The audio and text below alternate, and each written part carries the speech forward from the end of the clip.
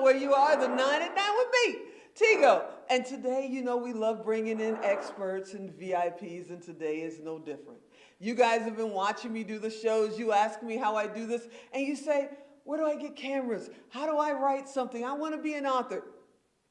Do you remember Danielle being on a couple of months ago? And I promised you she'd be back. Today is that day, and we're going to talk about writing. So sit right there. We'll be right back.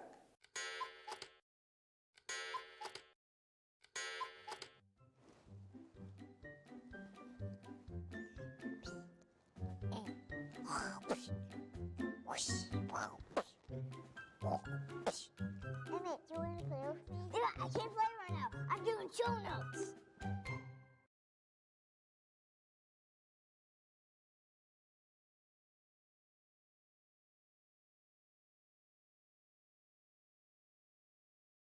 All right, you know what I'm saying. I'm not a writer. Don't ask me to write a thing. I know how to stand behind a camera. I know how to somewhat direct. I play at it a little bit. And I have a good time being on this side of the camera. But if you want to know about writing, I went and got an expert that does this for a living, y'all. And she teaches it as well. Danielle is here. What's happening, Danielle? Good evening, morning and afternoon.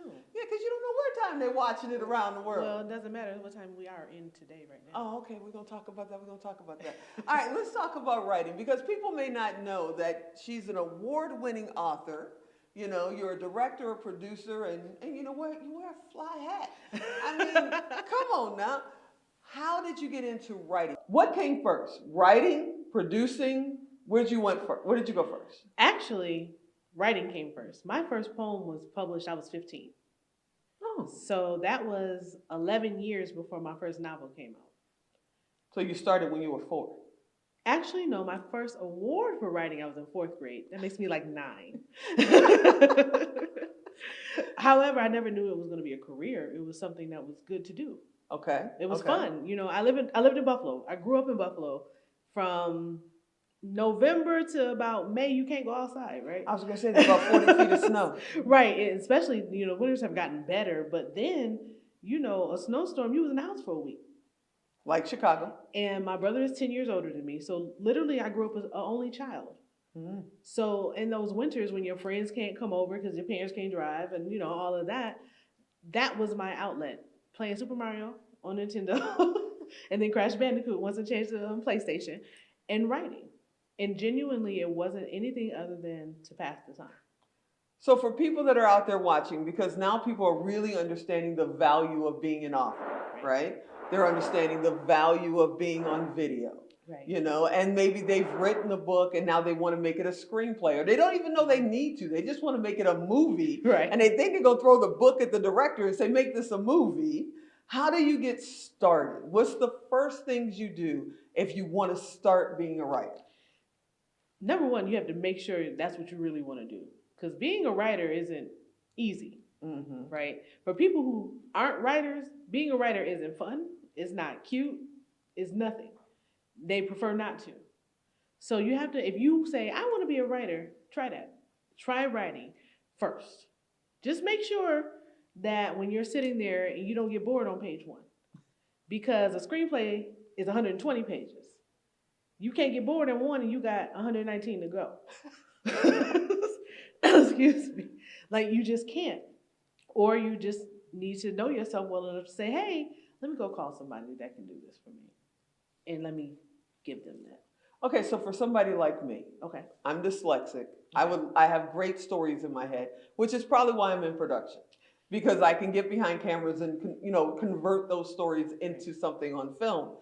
But writing is not my thing. And I'll be the first one to say, hey, I'm an award-winning, or a best-selling author on Amazon, right? I am. I'm going to be honest with y'all right now, because Tigo don't hide nothing. I hired a ghostwriter, okay? I didn't write that. I'm just telling you. Tell me the value of writing it yourself, and the value and maybe the risk you take when hiring a ghostwriter. Just ghostwriting, just so you know, my prices are doubled for ghostwriting. I definitely double my prices for ghostwriting. The value in doing it yourself is you're telling your own story. Nobody else is telling it for you. I have countless clients that say, I have a story and give me like one sentence. And now I have to create this whole world. And then when I give it back for approval, it's like, well, that's not the direction I wanted to go. Well, this is based off what you gave me. But it's also my interpretation of what you gave me. So if you're afraid of someone else's interpretation, it is better to do it yourself. And even if it's messed up, and then hire somebody to correct that, as opposed to just handing your baby off if you're afraid of that. However, there are also people who just say, listen, I got an idea. The movie I'm getting ready to shoot next week. One of my frat brothers called me and said, hey, have an idea. This ain't my forte. I'll give you some money. Make up a story and let's live. And that's what I did. Wow. Okay. What about somebody that maybe wants to record it? They're not a writer, but they got the idea down and they can sit down and literally tell you, in stages, this is where the character is, blah, blah, blah. But they don't know about screenwriting. We'll get into that in a minute. Hold on. But they don't know anything about screenwriting. They don't know anything about putting a book together. Right. But they can grab a microphone and say, it started in the summer. That kind of a thing. Does that help you, or does that make it tougher for you to maybe ghostwrite or screenplay write, whatever the proper word is for that? Don't send me hate mail. Something like that from recording. Honestly, it's easier. Okay. Because I know your vision. And even if I'm listening to, because a story has a beginning, middle, and end, regardless of how it comes out, whether it be audio or you wrote it down, it's still the beginning, middle, and the end. All I'm doing is filling in the format of it, giving it dialogue, giving it life. So either way is easy, but that's depending on who you're working with, because that's the type of writer I am. It may be another writer that's like, you doing too much. So you either do it yourself. You know all that, do it yourself. So it could go either way.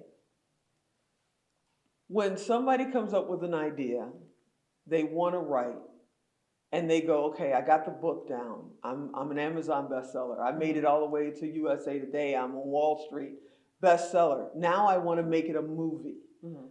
Can they just hand you this book and say, here you go, make this a movie?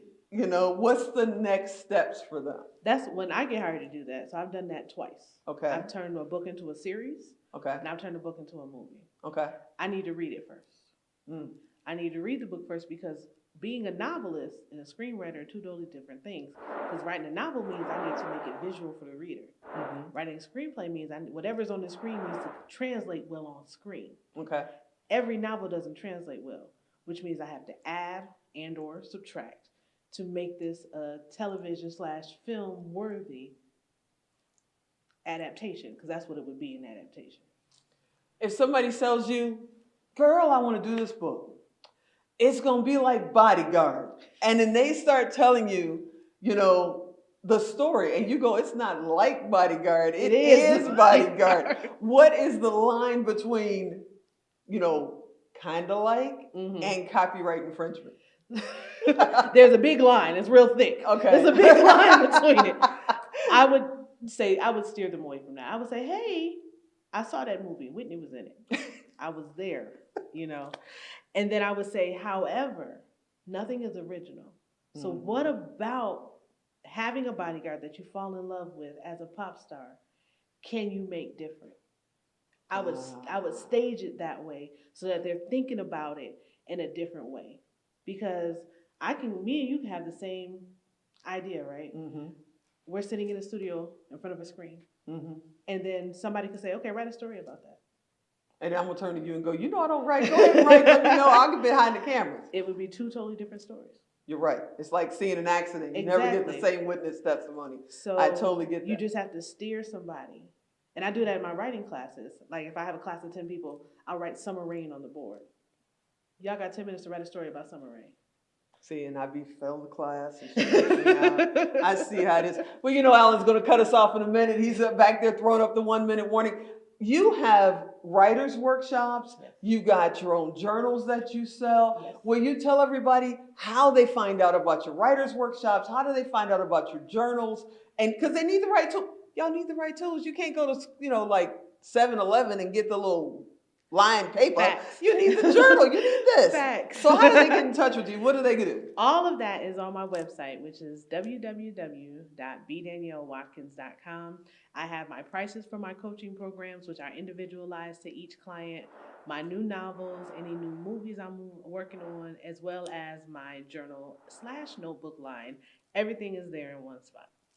All right, now don't do that. I see you shaking your head because you're driving down the highway. You didn't have a pen, and I finally gave you the answers for writing.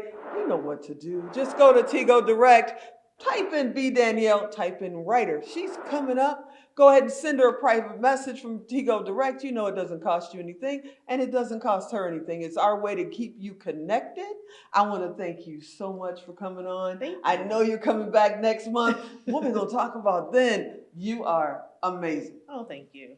Hey, everybody, I hope you enjoyed this episode. You know I want you to come back next time. And as always, I'm Tigo. I'll talk to you next time. I don't give